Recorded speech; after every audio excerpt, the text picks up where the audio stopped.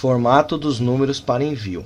Primeira coisa que a gente precisa entender aqui na parte dos envios a contatos é a formatação dos números para que a mensagem seja enviada corretamente. Às vezes acontece da pessoa colocar somente o número aqui, não coloca o DDD, não coloca o código do país, e aí realmente vai dar erro. Então você precisa se atentar a isso e formatar os seus números, a sua planilha, da forma certinha para enviar aqui no programa. Então, como que é essa formatação? O programa, ele trabalha, como é um programa internacional, e o WhatsApp também utiliza esse formato, você precisa sempre colocar o código do país. Então, precisa sempre ter o código do país antes, que aqui no Brasil é o 55. Então, o formato o 55 sempre vai ser dessa forma. 55 é o código do país, se fosse outro país aí você trocaria ali. Aí vem o DDD, aqui no meu caso é o 42. O 42 no WhatsApp ele não exige o dígito 9. Então, por mais que aqui na cidade tenha, ele não exige que você coloque. Se você colocar, muitas vezes pode dar algum erro no envio. Então você pode até mesmo olhar no seu próprio celular, ver como que está salvo o número lá pelo WhatsApp. Normalmente é São Paulo, Rio de Janeiro e Espírito Santo, são os DDDs que precisam. Até vou colocar aqui, ó.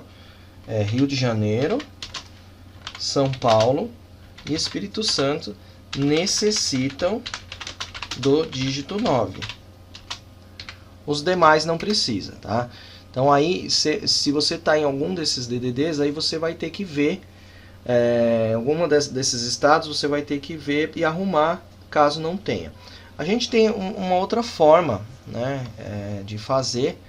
Então aqui, ó, nesse exemplo ele vai ficar 5542, aí 9824, que é o prefixo, e aí mais o número aqui, os outros 4 dígitos, tá? Que eu não vou colocar aqui o número real. E aqui você pode colocar o nome também, se quiser, isso na planilha ele vai importar.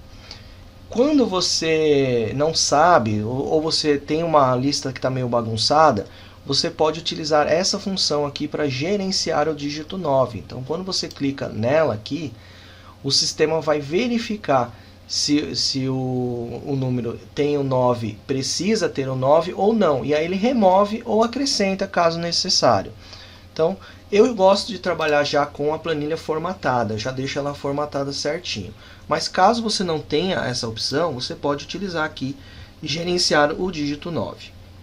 Mas assim, o formato que tem que ter, sempre tem que estar com 55 DDD e o número, aqui com o 9 ou sem o 9, como eu expliquei aqui para você.